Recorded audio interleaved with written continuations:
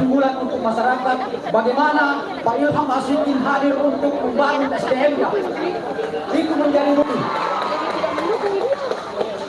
Bukan Pak Ilham tidak mampu untuk melakukan atau membangun fisik, tetapi SDM yang sangat perlu kita bangun, sehingga masyarakat Bantaeng mampu ketika SDM-nya akan terbangun, mereka sendirinya akan membangun dan menciptakan lapangan kerja.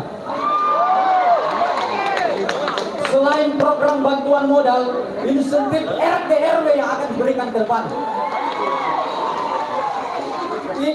Ini membuktikan bahwa kesetiaan Dr. Ilham Ashikin dan Ibu Nur Kadita Kapti ke depan untuk bagaimana memberdayakan insentif ke depan RT RW dan melalui peningkatan insentif ke depannya. Betul tidak? Sekali lagi, oke. Ilham Ashikin, BTN setia. Oke. Kedua, ada beberapa program yang akan dilahirkan Bapak Ilham Ashikin ke depan.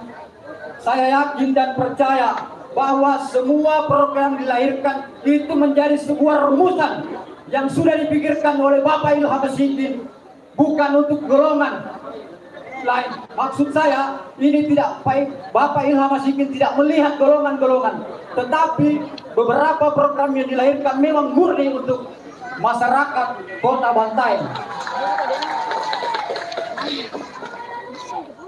Dan ada beberapa sejarah-sejarah yang didapatkan oleh pemerintah kabupaten di pasca menjabat Dr. Ilham Ashikin.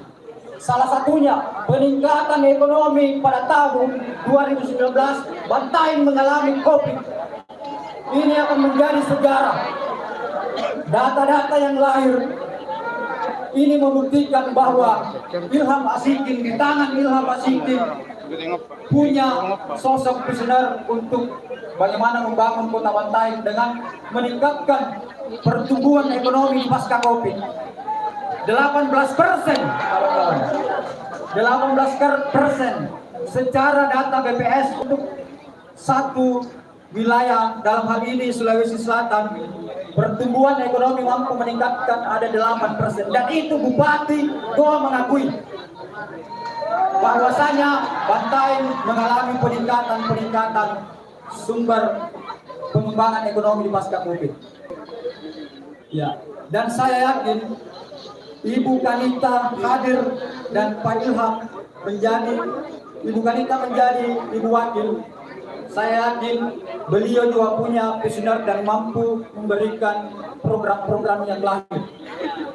Salah satunya mungkin bagaimana meningkatkan program IKN ini, bagaimana meningkatkan program pembangunan manusia ini, bagaimana meningkatkan program insentif untuk yang tidak pernah terpikirkan oleh masyarakat Kota Bantaeng.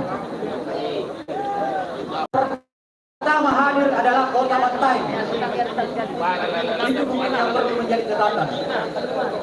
Dan saya juga sendiri setelah mengobservasi, ternyata pelayanan publik dasar ini menjadi sebuah layanan besar bagi Kota Bantaeng, karena hanya Kota Bantaeng, hanya Pak Ilham yang menjabat pada saat itu pertama pembangunan pelayanan umum ini, pelayanan publik ini di Kota Bantaeng.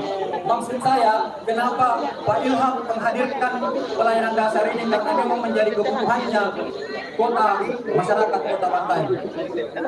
Secara sadar atau tidak sadar, kita sebagai warga Kota Bantaeng, persoalan dokumen atau hak kepemilikan dokumen ini kita tidak pernah menyadari bahwa begitu pentingnya yang namanya kepemilikan dokumen. Seperti itu kira-kira. Ya. Kenapa Pak Ilham Ashikin hadir dulu untuk memberikan stimulan, menganggarkan untuk membangun MPP, pelayanan publik, ini lebih kepada bentuk pelayanan masyarakat Kota Bantaeng. Oke, sekali lagi. Oke.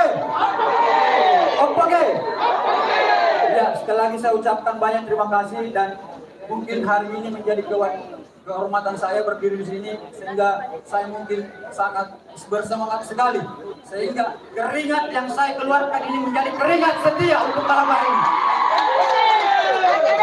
Ya, sekali lagi saya ucapkan banyak terima kasih buat para simpatisan, ya kan, simpatisan Aceh Panderan Wangko, Bilang Masikin setia. Terima kasih Ibu Wakil sudah hadir di Dalam Malaka Indah. Mohon maaf apabila ada kesalahan dan apa yang saya sampaikan ini tidak mengurangi dari kesintahan saya. Dan sekali lagi saya mewakili Kompleks PTN Malaka Setia, insya Allah siap mendukung Bapak Ilham Masikin dan Ibu Nur Kadita tanggal 27. Mudah-mudahan kita cepat siap walafiat.